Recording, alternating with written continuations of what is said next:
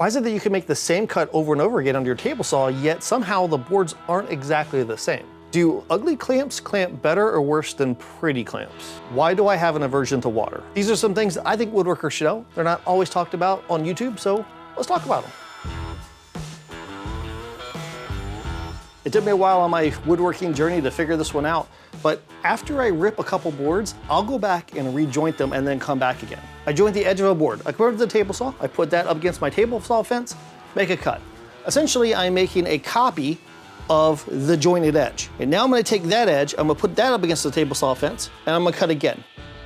Now I'm making a copy of a copy of a copy of a copy of a copy. And now sometimes you make a copy of a copy, it's not quite as sharp as, well, the original. After ripping several boards in a row, I can look at that last one and I notice it's not as straight. I'm gonna have a little bit of a bow here or there. What I've learned is after I make a couple cuts, just walk over to the joiner, buzz it one more time, come back here, I got a clean edge, then keep cutting. There are so many clamps out on the market. You've got small ones, you got big ones, you got mediumer ones. Despite all the different sizes and the versatility of these clamps, these aren't necessarily the perfect ones for the projects that I make. I'm gonna prove it to you. I'm gonna go over to the table saw, I'm gonna cut some boards real quick.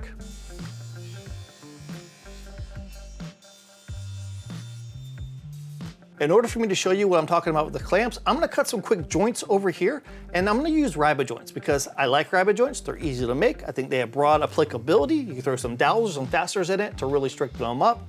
But I have my process on how to do this. You may have yours.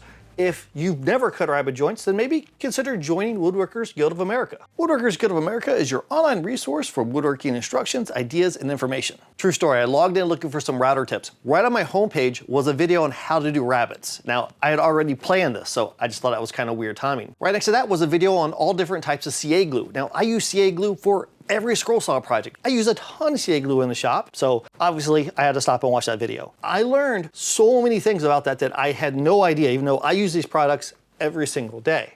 I found another one on milling up slabs, and y'all know I use a lot of slabs, and I had to make myself stop and get back in the shop and work, but I do have some plans because I saw there's some scroll saw videos, and I know I'm gonna have to go back and watch those. As a member, you can access premium videos, including project videos, and watch live streaming tutorials where experts answer questions, and engage with your fellow community members. I put a link down in the video description. The first 1,000 of you that go down there and click that link, you're gonna get a full year's worth of premium membership to Woodworkers Guild of America for $1.49. Thank you to Woodworkers Guild of America for sponsoring this video, letting me do what I do. So now, I'm gonna cut my own versions of rabbet joints.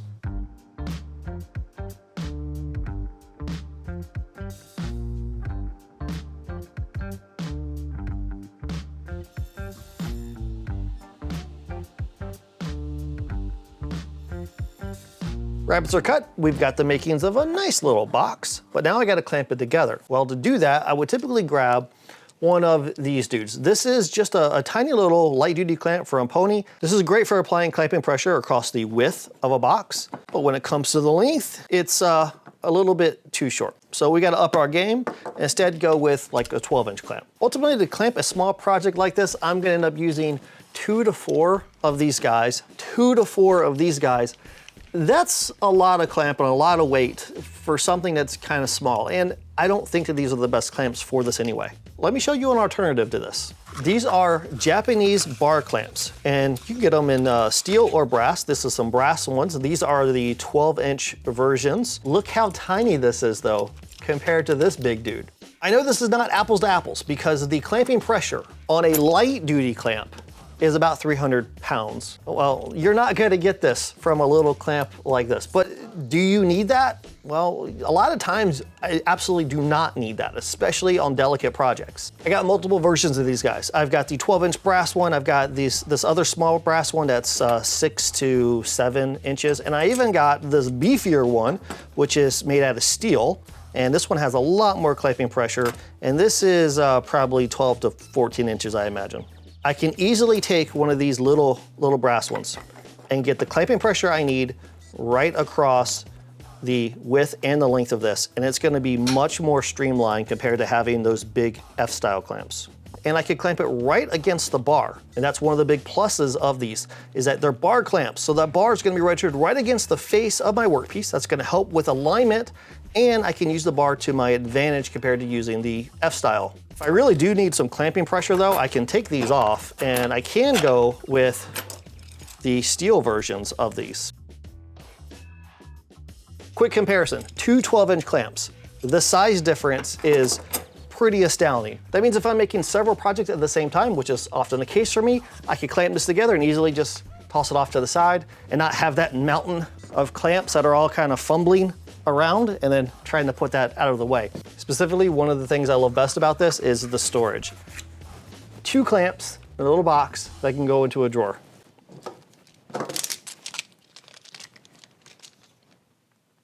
I know somebody's saying, what about a miter corner clamp? Those are great. They can also be pretty hefty. Also, there's sometimes a size limitation to some of these too, where if you have smaller projects, they just don't work very well, if at all. If you watch many of my videos, you'll see that I use a lot of paper templates, especially for scroll saw projects, and I wish I would have known the value of this earlier on and just how quick and easy it is to make some. I don't think this is a topic that is discussed enough in the YouTube woodworker world. I have Adobe Illustrator and Inkscape. Illustrator you gotta pay a subscription to. Inkscape is completely free.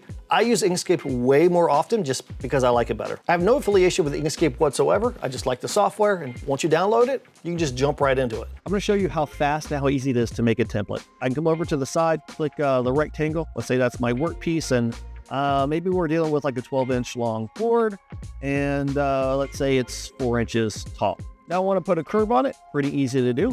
I can move these little points that are on my shape to wherever I want to. I can give it a curve. Now I can also get a little funky with it, put another one over here, shape it to whatever I want to. Look at that. All I gotta do is print that out. I'm ready to go. Once you print off your template, get some contact paper. Put that down on your workpiece, stick the template onto the contact paper. When you're all done, just peel the paper up. Clean surface, no sticky residue. That deserved a finger guns. I don't even know why. It just felt right. It just felt right. Find a sharpening process that you like, or at least that you don't hate, because you need sharp tools. This is especially true for those power tool woodworkers that don't really want to have any hand tools. I firmly believe every woodworker should have at least a good set of chisels in the shop. That doesn't mean expensive chisels, that just means chisels that are reliable. When I first started out, I bought a whole bunch of whetstones because I figured, well, that's what you're supposed to buy. And then I realized I don't enjoy sharpening.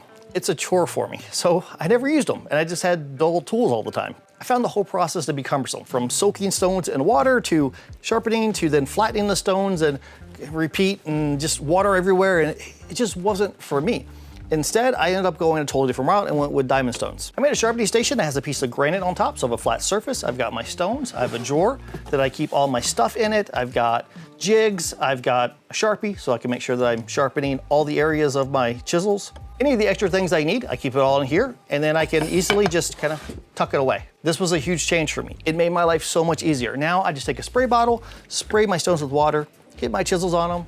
I'm good. I still have my whetstones. I use them from time to time, especially if I want something super duper sharp. I do find that they're a little bit better when it comes to getting that insanely sharp edge right at the end. But 99% of the stuff I do, these diamond ones work just fine for me. I totally understand why someone would love the whetstone process. It's kind of zen, throw on some headphones and just spend some time sharpening.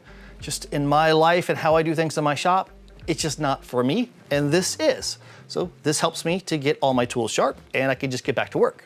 For somebody starting out, they may not know exactly the sharpening system that they want. That's okay. Just know that you don't have to be fully committed to one method or another. Maybe you get a whetstone and you try it. Maybe you get a diamond stone and you try it.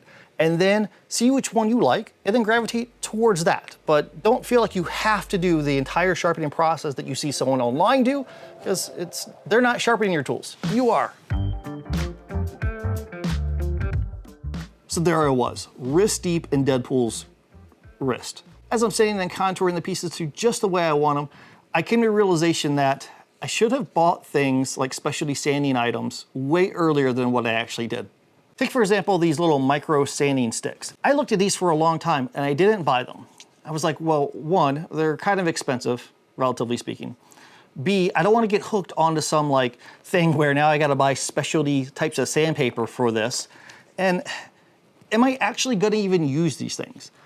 The answer is yes, I can't live without them now. And I should have just shut up and bought them. I use these just about every day in my projects. Scroll saw stuff, obviously. It's very small. I'm gonna round over edges with it. I'm gonna get in tight corners with them. So that makes sense. I also use them a lot for box making or tray making or anything that has interior corners. They're really, really good about getting into those tight spaces. This and a card scraper and a chisel. Those are the three things. This, card scraper, chisel, magical. That's like a leprechaun riding a unicorn down a rainbow.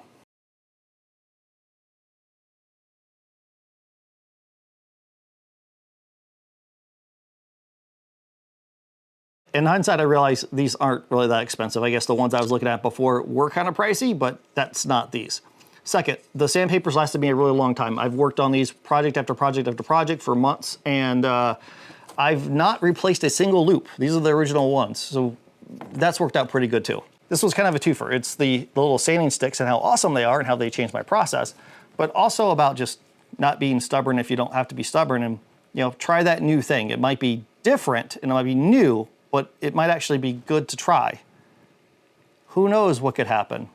Magical stuff like leprechauns on unicorns down rainbows. Thank you to the superhero community over on Patreon who are helping to keep the lights on, allowing me to make videos like this, and to meet again, get in your shop and build something awesome. Like Deadpool. That's a sneaky peek. You can't look at that. That's not releasable yet.